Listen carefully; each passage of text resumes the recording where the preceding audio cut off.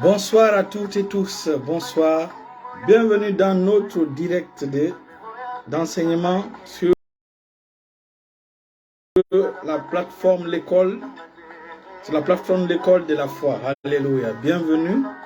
Et nous sommes dans le club des amoureux de la sanctification. Alléluia. Et donc, nous allons remercier le Seigneur. Père Céleste, nous te confions ce direct. Prends le contrôle de ce direct. Enseigne-nous, Seigneur. Dirige-nous vers l'essentiel. Christ. Merci, Seigneur. Que notre vie soit orientée dans l'intérêt de Christ et non dans notre propre intérêt au nom de Jésus. Père éternel, je te prie afin que ta parole tombe dans de bonnes oreilles, afin que tes enfants et moi-même soient transformés pour ta gloire au nom de Jésus. Dans le beau et puissant nom de Jésus, bienvenue à tout le monde, bienvenue à toutes et tous.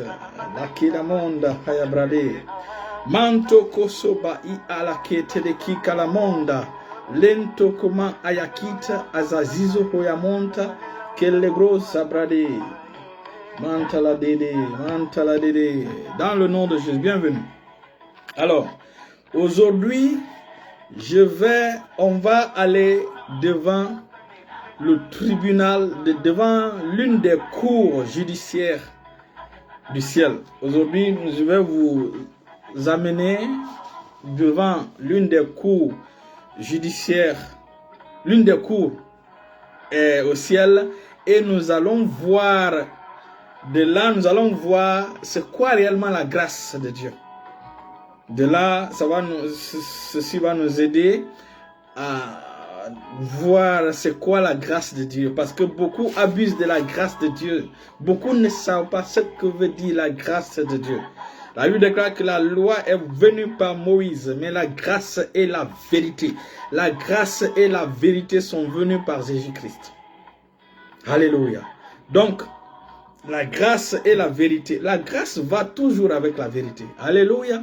La grâce va toujours avec la vérité. Donc, la grâce et la vérité sont venues par le Fils. Donc, aujourd'hui, je vais vous amener devant l'une des cours du ciel. Alors, la dernière fois, je vous ai dit qu'il y a 3 cours au ciel. Il y a 3 cours au ciel.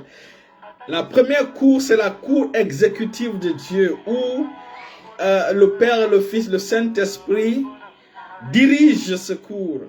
Alléluia. Et toute loi, tout décret qui vient depuis cette cour-là, la cour exécutive de Dieu, ce décret-là est établi, ne peut pas changer. Le roi David était l'une des personnes qui connaissait le secret de cette cour-là. Et pour aller dans cette cour-là, il fallait partir avec la louange. On appelle ça les hautes louanges. Et c'est pourquoi le roi David n'allait jamais en guerre sans consulter Dieu. Même si les ennemis l'entouraient, avaient pris une ville en siège, David, son cœur était tranquille, David ne se précipitait pas. David attendait toujours le verdict venant de là-bas. Ce sont des gens qui refusent la défaite. Ce sont des gens qui n'ont pas connu ce qu'on appelle la défaite. Pourquoi? Parce qu'ils ont fait confiance à cette cour. Et je profite de l'occasion pour souhaiter joyeux anniversaire au frère Emmanuel Tonguino. Joyeux anniversaire, joyeux anniversaire. Restez bénis, que le Seigneur vous élève, que le Seigneur vous montre sa grâce financière dans une nouvelle dimension démesurée. Que le Seigneur bénisse ce que vous êtes en train d'entreprendre au nom puissant de Jésus. Et surtout, que le Seigneur vous fasse bénéficier le ministère des anges, la protection divine, et que tout vent de blocage soit brisé devant vous au nom puissant de Jésus. Tout programme de l'ennemi contre vous, je me lève contre tous ces programmes et je les neutralise au nom puissant de Jésus. J'invoque le tourbillon de l'Éternel dans le camp de tout vent contraire à l'épanouissement de votre entreprise. Tout vent qui s'opposera à l'épanouissement de votre entreprise, par la puissance du Saint-Esprit, par le sceptre de l'Éternel, ces puissances sont dégagées devant vous, sont pulvérisées au nom puissant de Jésus. Je viens par l'onction du Saint-Esprit. Toute porte qui sera contre de Jésus, au nom puissant de Jésus, au nom puissant de Jésus. Le vent de l'Éternel est devant vous et contre tous ceux qui viendront pour ralentir votre élévation. Je me lève contre tous ces projets et je les neutralise au nom puissant de Jésus. Désormais, l'élévation de gloire en gloire est pour vous au nom de Jésus. Vous allez prospérer dans l'entreprise que vous avez commencée. Vous allez prospérer là-dedans avant la fin de cette année. Je décrète et déclare que le regard favorable de Dieu, le ministère des anges sera, le regard favorable de Dieu sera sur votre entreprise. Le ministère des anges, vous allez de façon extraordinaire du ministère des anges au nom de Jésus. La protection divine pour vous au nom puissant de Jésus. Au nom puissant de Jésus. Au nom puissant de Jésus. Le Seigneur va vous élever dans cette entreprise au nom de Jésus. Dans le beau et puissant nom de Jésus, nous avons prié. Alléluia.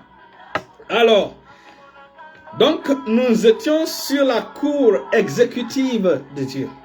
Dans cette cour exécutive, comme je l'ai dit, le Seigneur, c'est par décret. C'est par décret. Et lorsque le décret vient, rien ne peut changer ce décret. Alléluia. Alléluia. Alléluia. Alléluia. Et David bénéficiait. Ce sont des gens qui ont bénéficié des décrets venant de cette cour. De cette cour. Et c'est pourquoi l'attente est capitale. Lorsque nous marchons avec le Seigneur dans l'attente, dans le silence, c'est extraordinaire. Vous savez, je vais vous dire ceci. Le silence est une arme. Le silence est un mystère. Le silence a sa propre voix. Lorsque, par exemple, Dieu ne parle pas, Dieu garde le silence, c'est qu'il est en train de vous dire quelque chose. Le silence a sa voix. Ne soyez pas pressés. Lorsque vous voulez vous lancer dans une activité ou dans quelque chose, tant que l'Éternel ne vous a pas donné le feu vert, restez tranquille. Restez tranquille. L'Éternel, c'est le bon moment pour vous. Ne vous comparez à personne. Ne vous comparez à personne, mes frères et sœurs. Ne vous comparez à personne. Si vous marchez par la comparaison, vous allez rater votre destinée. Le Seigneur sait quel est le jour exact de votre élévation. C'est ça.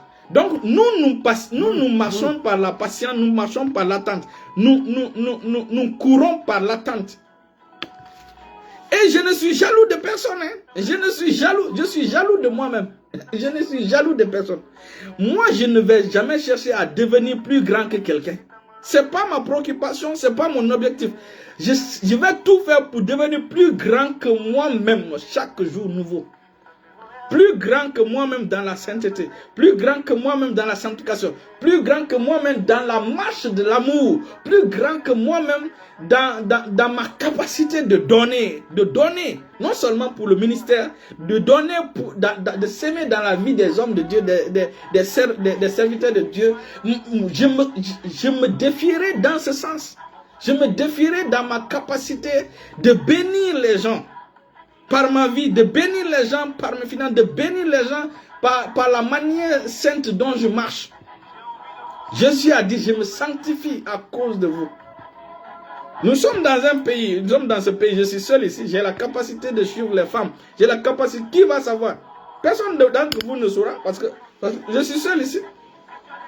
Mais j'ai décidé de me sanctifier moi-même à cause de vous, à cause du témoignage de Christ, pour ne pas que le nom de Jésus soit honni, soit humilié. C'est ça. Personne ne me surveille, c'est le Seigneur qui me surveille. Je suis là avec le Saint-Esprit. C'est ça. C'est ça, donner votre corps en tant qu'un sacrifice vivant. Et c'est ce qui est agréable à Dieu. Mais dès que vous êtes seul, vous êtes dans des environnements seuls, vous commencez à mener une vie païenne au milieu des païens. Au lieu d'être la lumière au milieu des païens, qui te comporte comme les païens parce que personne n'est là pour te voir. Personne n'est là pour te voir. Que votre vie soit pour la gloire de Dieu. Tout ce que vous faites, que ce soit pour la gloire de Dieu. Je vous l'ai dit. Tous ceux qui cherchent à honorer Dieu par leur vie, Dieu les honorera. Dieu va vous honorer. Dieu est quelqu'un qui honore. Il dit, j'honore celui qui m'honore. L'Éternel ne ment jamais. Dieu ne ment jamais et il ne va jamais mentir. Alléluia. Alléluia.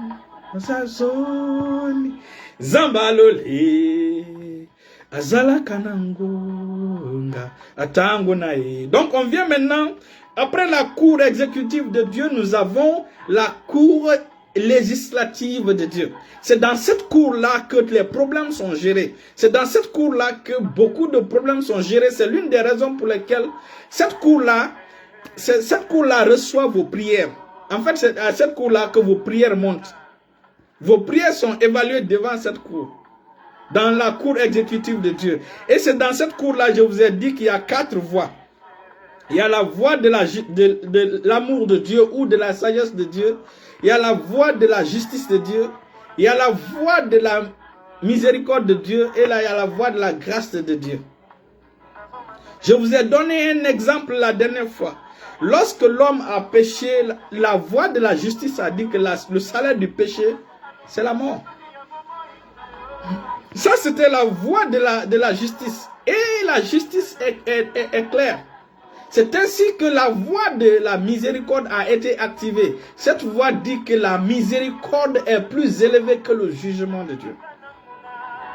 Et donc, si Dieu se limitait à ce niveau-là, l'équation allait être déséquilibrée par rapport au salut de l'homme. C'est pourquoi la sagesse de Dieu, la voie de la sagesse de Dieu a été activée. Cette voie-là dit quoi? Que il faut que quelqu'un meure pour le péché d'Adam. Il faut que quelqu'un de pur et de saint meure pour le péché d'Adam. C'est pourquoi les agneaux étaient purs sans tache. C'est ainsi que personne n'a été trouvé. Finalement, Dieu même a décidé de devenir un être humain pour nous sauver. Et quand quand Christ est mort sur la croix, c'était le sacrifice parfait pour le salut de l'humanité. C'est pourquoi aucune religion ne peut vous sauver. Parce que le salut de l'humanité est basé sur le sang. Le sang.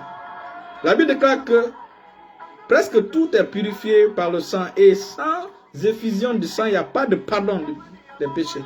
Donc, ton péché ne peut pas être pardonné par un acte de religieux. Non, par le jeûne, non. Il faut que le sang soit versé. Et je vous ai dit la dernière fois que devant cette cour législative de Dieu, il y a plusieurs témoins. Il y a plusieurs témoins. Devant cette cour législative de Dieu, il y a plusieurs témoins. Mais je vais revenir à ça tout à l'heure. Et donc, la voie de la sagesse a dit il faut que quelqu'un meure pour la faute. C'est pourquoi Christ est venu mourir pour la faute de l'homme, pour pouvoir sauver l'humanité. C'est ainsi maintenant que la voie de la grâce a été activée. Cette voie de la grâce-là, c'est cette voie de la grâce que nous allons écouter tout à l'heure. La voie de la grâce. Parce que les gens ne comprennent pas ce que signifie la grâce de Dieu. Donc, nous avons entendu la voie de la justice de Dieu qui dit le salaire du péché, c'est la mort. Parce que devant cette cour législative de Dieu, quatre dispositifs sont là-bas et on leur voit. Donc quand quelqu'un pêche, la Bible déclare que c'est la voie de la justice qui s'élève pour qu'il y ait justice. Donc le salaire du péché, c'est la mort. Et donc, je vais vous donner un peu une illustration. C'est pourquoi en Israël, il y avait les villes de refuge. Les villes de refuge. Il y avait des villes de refuge en Israël. Cela nous montrait un peu la disposition de la cour exécutive de Dieu au ciel. Lorsque quelqu'un versait du sang par erreur, il se bagarrait lorsqu'il se battait, et par mégarde, il frappait son ami et que la mort s'en suivait, involontairement, celui qui a tué son ami devait, s'il voulait sauver sa vie, il devait fuir pour aller dans l'une des villes refuges. Et donc, quand il rentrait dans cette ville refuge, le vengeur de sang, c'est-à-dire l'un des frères ou le frère de celui qui est mort, avait le droit de tuer celui qui a tué son frère. Donc, le vengeur de sang le recherchait pour le tuer. Mais lorsqu'il se réfugiait lorsqu'il fuyait pour aller dans une ville refuge, le vengeur de sang ne pouvait pas rentrer dans cette ville pour le faire du mal. Vous voyez un peu? Donc la justice, la voie de la justice dit, lorsque quelqu'un tue quelqu'un, il faut que le vengeur de sang le tue. Mais la voie de la miséricorde dit à celui qui a versé le sang par erreur, il dit, fuis, va dans cette ville refuge là, repose, reste là-bas. Reste là-bas. Et là, la justice ne peut plus, c'est-à-dire la voie de la justice ne peut plus rien faire contre toi. Maintenant, la personne de rester dans cette ville-là jusqu'à ce que le sacrificateur meure.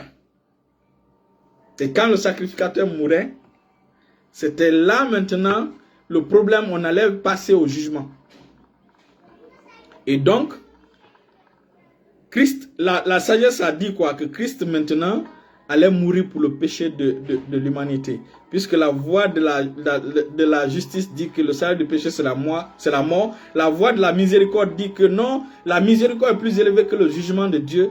La voie de la sagesse dit qu'il faut dans ce cas que quelqu'un meure. Donc Christ est mort. C'est là maintenant, la quatrième voie a été activée qui est la voie de la grâce. Et nous allons partir écouter la voie de la grâce. Aujourd'hui, le Saint-Esprit nous donne cette grâce-là d'aller écouter la voix de la grâce de Dieu. Et quand vous allez écouter la voix de la grâce de Dieu, vous serez surpris. Allons-y dans Tite chapitre 2. Les gens disent grâce, grâce, grâce. Ils ne comprennent pas ce que veut dire la grâce de Dieu. Ils ne comprennent pas ce que veut dire la grâce de Dieu. Alors, vous allez maintenant écouter la voix de la grâce. Tite chapitre 2, le verset 10 à 11. Tite chapitre 2, le verset 10 à 11. Je vais lire. Je lis dans le nom puissant de Jésus. Le verset... Bon, commençons par le verset 11. Il dit, car la grâce de Dieu, source de salut pour tous les hommes, a été manifestée. Donc, voici maintenant ce qu'elle dit. Ce que la grâce dit. Il dit, car la grâce de Dieu, source de salut pour tous les hommes, a été manifestée. Elle nous enseigne, c'est-à-dire cette grâce nous enseigne à renoncer à l'impiété et aux convoitises mondaines et à vivre dans le siècle présent selon la sagesse, la justice et la piété. Donc la voie de la grâce de Dieu te dit qu'il faut renoncer à l'impiété. La grâce de la voie de la grâce de Dieu te dit il faut renoncer au péché. Il faut renoncer à ton copain. Il faut renoncer à cette copine-là qui te pousse à pécher sexuellement. Il faut renoncer à ce garçon-là qui te pousse à souiller ton corps. Une fille de Christ doit rester pure jusqu'au mariage. Un garçon de Christ doit rester pur jusqu'au mariage. Donc, la voie de la grâce te dit de renoncer au péché. La voie de la grâce est la grâce est cette capacité dynamique qui nous donne la force de marcher au-dessus du péché. Donc la grâce de Dieu, bienvenue André Flammy. Je vais t'introduire dans l'école de la foi parce qu'il y a longtemps je pensais à ça. Je vais te mettre dans l'école de la foi. Alléluia. Vous étiez les premiers à soutenir les directs là. Donc, la grâce, c'est cette capacité dynamique qui nous donne la force de marcher au-dessus du péché. Il ne faut pas dire que moi je suis dans un milieu vraiment c'est difficile. Ici, c'est difficile de vivre dans la sainteté là où je suis. Maintenant, je te pose alors cette question-là. Entre toi et Lot, qui parmi vous vivait parmi les gens les plus grands pécheurs? Lot faisait partie des rares juste à Sodome. Toi, ton quartier n'est pas Sodome, donc tu n'as pas cet argument-là pour me dire que non, je vis dans un milieu où le péché a abondé. Et même la Bible dit que là où le péché a abondé, la grâce a surabondé. Donc, Donc, la grâce, c'est cette capacité qui te donne. En fait, la grâce, c'est une force. Une puissance qui te met au-dessus du péché, qui te met au-dessus du péché, qui te pousse à renoncer au péché. En fait, la grâce, c'est une puissance qui te dit de dire non au péché. Non au péché. La grâce, c'est une force qui te pousse à dire non au péché.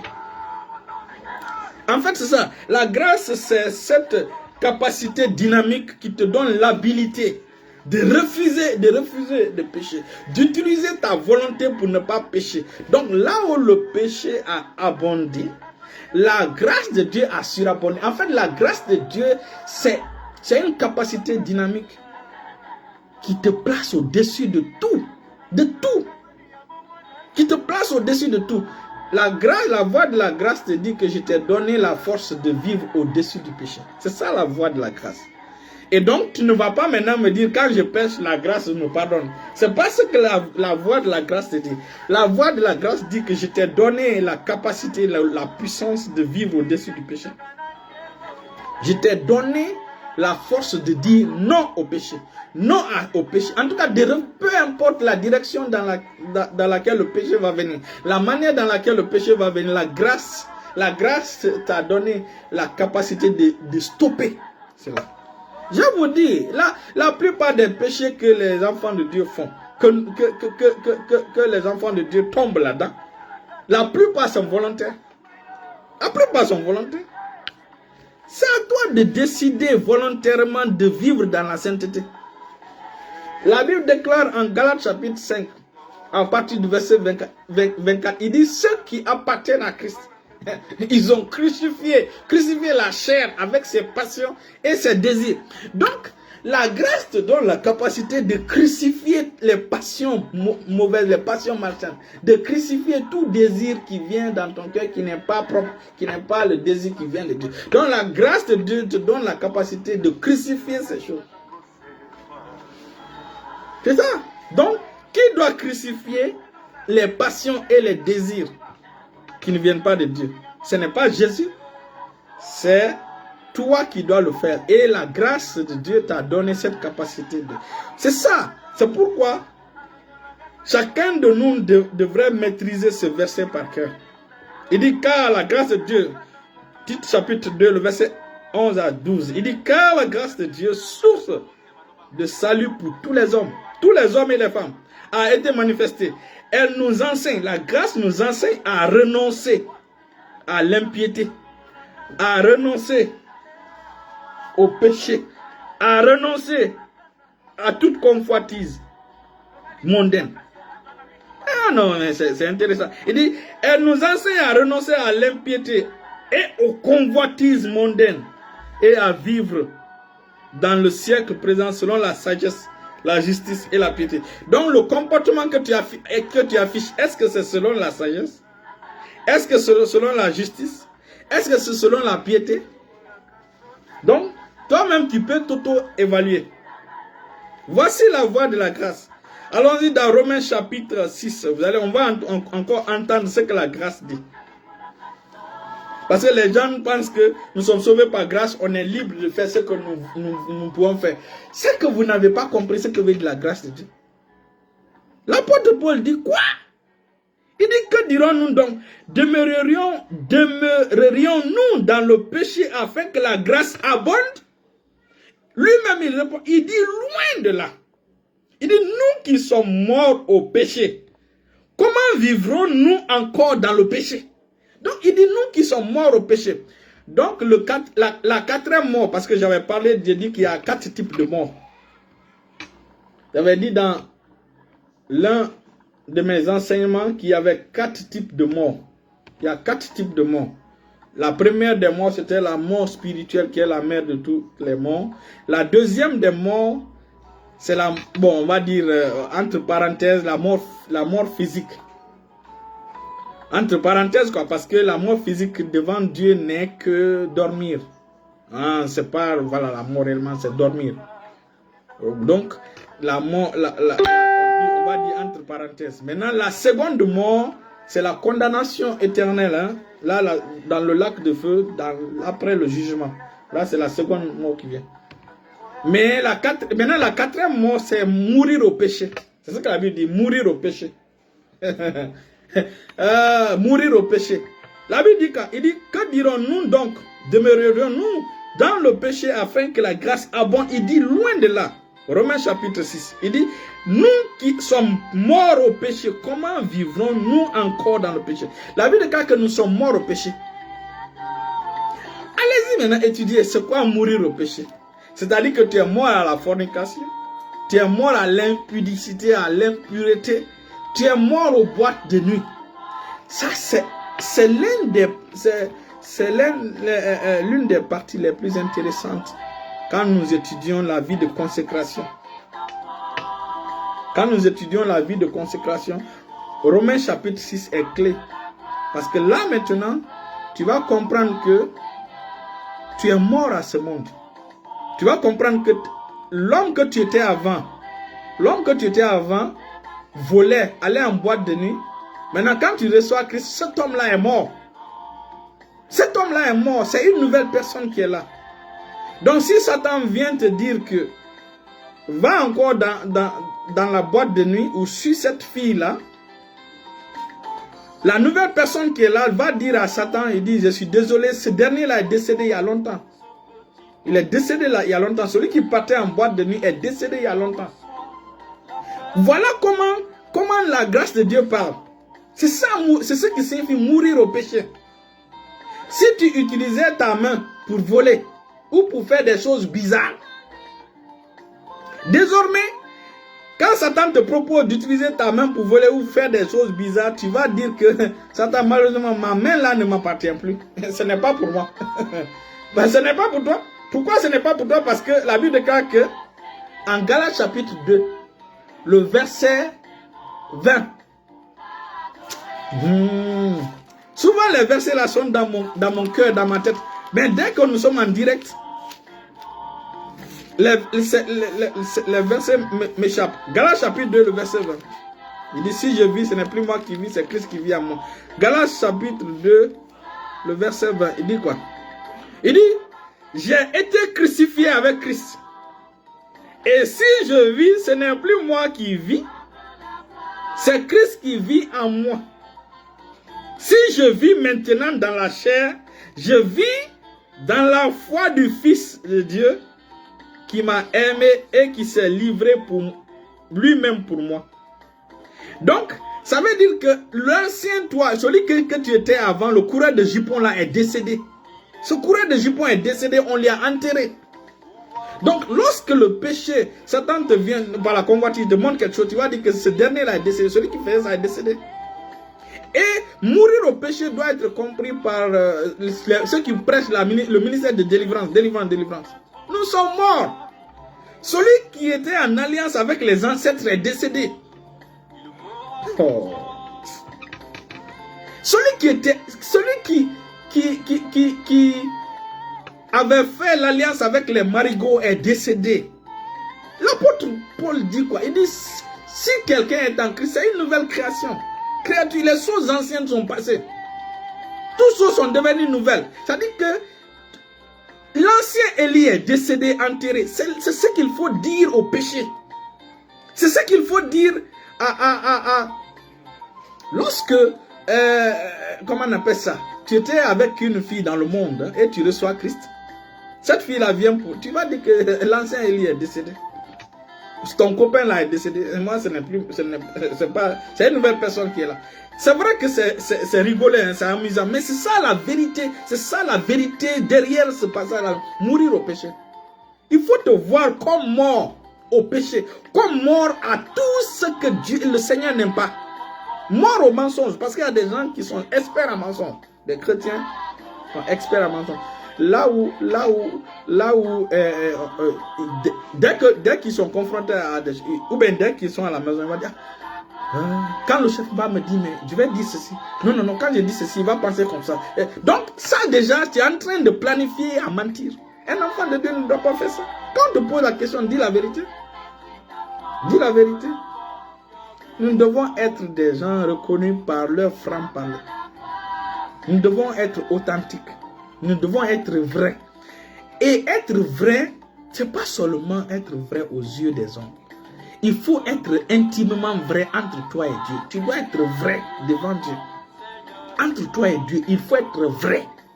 Il faut être authentique entre toi et Dieu. Est-ce que entre toi et Dieu, tu es vrai? Est-ce que tu es vrai entre toi et Dieu? Donc ça c'est personnel. Non seulement tu dois être vrai aux yeux du monde, parce que nous voyons les frères en Christ et les sœurs en Christ se comporter n'importe comment devant les gens du monde. Ils sont devenus même des scandales pour les païens. Ils poussent les païens à pécher. Et aussi, ils poussent les frères en Christ à pécher. Lorsque tu fais ça, tu es en train de sponsoriser le royaume du diable. Tu es en train de travailler pour Satan. En fait, ce sont des gens que Satan a recrutés pour faire tomber les gens du monde, pour faire tomber les enfants de Dieu. C'est comme Caïn. Satan l'a recruté pour tuer son frère. C'est ça. Satan l'a recruté pour tuer son frère. Mais la voix de la grâce vient te dire quoi? Que mon frère, ma soeur, tu es mort au péché. Si nous continuons la lecture, nous allons voir. Il dit, ignorez-vous que nous, tous qui avons été baptisés en Jésus-Christ, c'est en sa mort que nous avons été baptisés.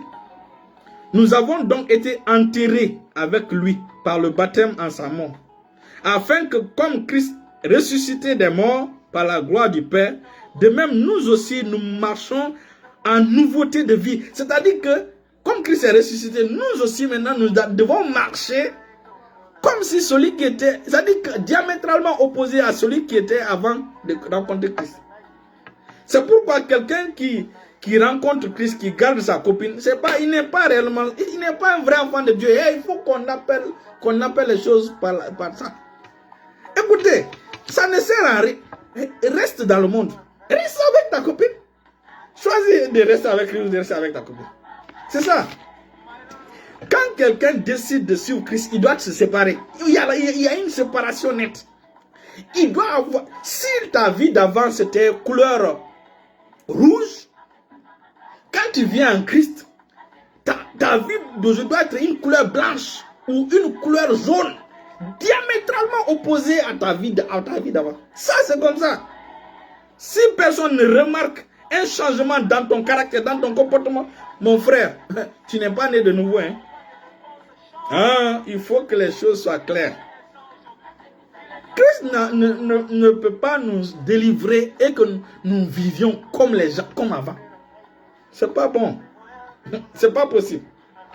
Donc, il dit, le verset 7, il dit, en effet, si nous sommes devenus une même plante avec lui, par la conformité en sa mort, nous le serons aussi par la conformité en sa résurrection. Ici, il parle de la première résurrection.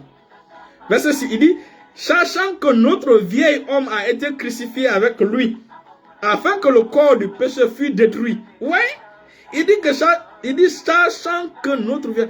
Quand la Bible dit sachons ceci, ce n'est plus maintenant le stade de croire. Ça a dépassé le stade de croire. Je confirme, Daddy, j'ai expérimenté. Donc, j'ai expérimenté, je crois ce qu'elle voulait que j'ai expérimenté. Quand la Bible dit sachons ceci, ça dépasse le niveau de croire. Sachons veut dire quoi? Que tu dois savoir. C'est une certitude, tu dois savoir. De la même manière que tu sais que tu es un garçon, ou tu sais que tu es une fille, on ne peut pas te dire à une fille, qu'est-ce que tu crois que tu es une fille? Non, elle sait qu'elle est une fille. Moi, je sais que j'ai 5 doigts. Il n'y a pas à dire je crois que j'ai 5 doigts. Donc, savoir est plus élevé que croire. Parce que là, tu as les preuves. Donc, il dit de savoir ceci. Il dit, sachons que notre vieil. Donc, le vieux que j'étais avant, l'ancien moi là, a été crucifié avec Christ. Afin que Celui qui aimait les filles, là, sortir avec les filles, là, trahir, exactement, nous avons notre part à jouer. Alléluia. Il dit, afin que le corps du péché fût détruit, pour que nous ne soyons plus esclaves du péché. Car celui qui est mort est libre du péché. Donc nous sommes morts au péché. Moi, bon, je n'aimais pas aller en boîte de nuit, donc en fait, il y a beaucoup de choses que je ne faisais pas. Donc, ceux qui aimaient les filles, qui draguaient les filles là, ils sont décédés. La nouvelle personne qui est là, cette nouvelle personne ne peut plus draguer les filles parce que c'est une nouvelle personne. Alléluia. Le frère André Flamimara dit, exactement, nous avons notre part à jouer. La grâce te montre tes privilèges, tes capacités contre toute éventualité envers œuvre charnelle. À toi de connaître qui tu es et de marcher dans la grâce. Merci beaucoup, pasteur. Je crois fermement que vous êtes en train de former une nouvelle génération et je crie. Alléluia. Je reçois au nom de Jésus. Je prie que cette œuvre soit bénie. Amen. Amen. Qu'elle prospère à tous égards et qu'elle soit soutenue par chacun de nous. Amen. Je reçois au nom de Jésus. Et que le Seigneur te bénisse abondamment. Et depuis le départ, c'est ce que tu soutiens cette œuvre. Sincèrement, je sais. C'est même toi qui as dit de créer avec le frère Zézé, de créer vraiment une page. Que le Seigneur bénisse. Que le Seigneur te bénisse, mon frère André, du côté du Maroc. Alléluia. Je ne sais pas si tu es revenu en Guinée, mais bon, que le Seigneur te touche là où tu es au nom puissant de Jésus. Verset 8, il dit, or, si nous sommes morts avec Christ, nous croyons que nous vivrons aussi avec lui. Sachant que Christ ressuscité des morts ne meurt plus, la mort n'a plus de pouvoir sur lui. Verset 10, car il est mort et c'est pour le péché qu'il est mort une fois pour toutes. Il est revenu à la vie et c'est pour Dieu qu'il vit. Donc toi aussi tu es revenu à la vie, c'est pour Dieu que tu dois vivre. Tant que les chrétiens ne comprennent pas que nous devons vivre pour le Seigneur, ils vont vivre pour eux-mêmes. Ils vont vivre pour eux-mêmes, ils vont vivre pour leur propre plaisir. Il dit ainsi donc, il dit ainsi vous-même, regardez-vous comme mort au péché, comme mort à la masturbation, comme mort à l'impudicité, comme mort à l'idolâtrie, comme mort à la convoitise de la chair, comme mort à la fornication, comme mort à tout ce qui ne glorifie pas le Seigneur. Il dit ainsi vous-même, regardez-vous comme mort au péché et comme vivant pour Dieu en Jésus-Christ. Donc tu dois te voir comme mort à la masturbation, comme mort au vol, comme mort au mensonge, comme mort à la vie dissolue. Il y a cela que nous devons, c'est par là peut-être nous allons terminer. La vie dissolue. La dissolution, c'est ce qui dénature les chrétiens. La dissolution. Et je vais vous expliquer c'est quoi la dissolution. Parce que ça fait partie des œuvres de la chair. La dissolution, c'est lorsque vous prenez de l'eau. Vous prenez un jus par exemple. Un jus. Vous prenez le jus, bien concentré, sucré. Ça, c'est sa nature. Jus bien concentré, sucré. Vous allez vous chercher de l'eau. Vous venez vous ajouter au jus. Vous êtes en train de... Ce phénomène est appelé la dissolution. Parce que là, maintenant, la concentration du sucre, la concentration du sucre va commencer à baisser. Et le jus va commencer à changer de couleur. Plus vous mettez de l'eau, plus elle sera dissolue. Et ça va finir par devenir l'eau seulement. Il n'y aura plus de goût de sucre. Quand l'eau devient abondante, il n'y aura pas vraiment, seulement peut-être il y aura des traces, il y aura quelques traces que dit, c'est pas tellement de l'eau, mais c'est juste un peu forme rouge, mais c'est pas, ça va se dénaturer complètement. C'est comme du sel dans l'eau. Un peu de sel, vous mettez dans l'eau, le sel est concentré. Mais plus vous ajoutez de l'eau, finalement le sel va, on ne va même plus sentir qu'il y avait du sel là-dedans. C'est ça la dissolution. Un chrétien ne doit pas accepter la dissolution. Un chrétien ne doit pas accepter nous sommes Christ. La Bible dit que nous sommes comme Christ ou petit Christ. Nous devons être concentrés comme Christ. C'est-à-dire que la concentration de Christ doit rester. Lorsqu'on te teste, on doit savoir que tu as le goût de Christ. Tu as le comportement de Christ. Tu as la nature de Christ. Lorsqu'on te goûte. Mais quand c'est comme le sel. Quand le sel pèse sa saveur, on jette, on piétine, ça devient comme du sable. C'est ça, nous sommes le sel de la terre. Donc c'est ça. Donc n'acceptez pas la dissolution. Ainsi, vous-même regardez-vous comme mort au péché et comme vivant pour Dieu en Jésus-Christ. Maintenant le verset 12, c'est un verset à méditer. Il dit, que le péché ne règne donc point dans votre corps mortel et n'obéissez pas à ses convoitises. Tu vois? Donc si Dieu dit que le péché ne règne point sur votre corps, ça veut dire que le péché est une force extérieure. Ce n'est plus une force intérieure. Avant de rencontrer Christ, nous avons la nature pécherelle. Le péché était une force intérieure. Mais maintenant, arrivé en Christ, la Bible dit que Dieu nous purifie. En Ézéchiel chapitre 36, le verset 24, 25, 26, 27. Il dit que Dieu nous purifie de l'eau, puis de toute souillure, de tout. Après ça, maintenant, il nous donne un cœur nouveau, un esprit nouveau. Et enfin, il met son esprit en nous. Vous comprenez? Donc, non seulement nous avons un cœur nouveau, un esprit nouveau, donc nous n'avons plus l'esprit ancien. C'est ça la récréation.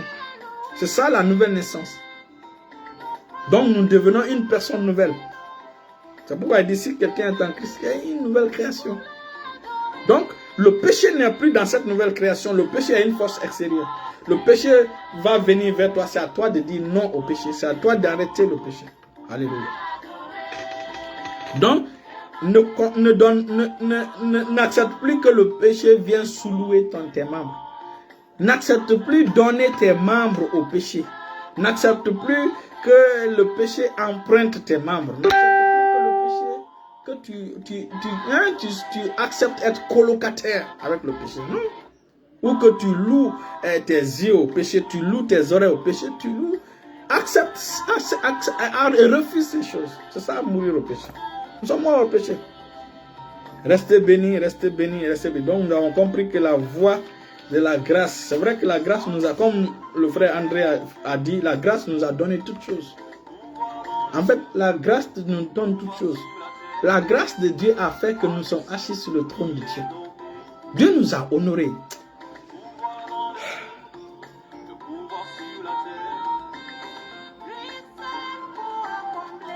Christ a abandonné son siège. Il a quitté son trône éternel pour venir mourir pour toi et moi. Qu'est-ce que tu dois lui donner qu'est-ce que tu dois faire pour le remercier? Qu'est-ce que tu dois faire en tant qu'enfant de Dieu pour l'honorer? La moindre des choses, ce n'est pas ton argent. La moindre des choses, tu dois l'honorer par ta vie. Est-ce que ceci est difficile à comprendre pour nous, enfants de Dieu?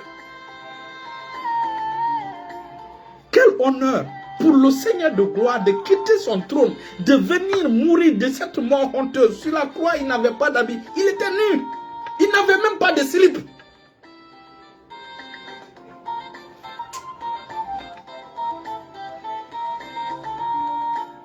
Aujourd'hui, il est difficile pour parler aux enfants de Dieu. Ils ont l'oreille fermée, l'oreille dure. Quand on les parle, ils ne veulent pas comprendre. Alors que Dieu compte sur nous pour transformer ce monde-là. Dieu compte sur nous pour être ses témoins. Pour ne pas que ces gens-là meurent dans leur péché. Mais c'est toi qui sponsorise le péché. C'est toi qui vis dans l'impudicité devant les gens. Quel témoignage tu rends?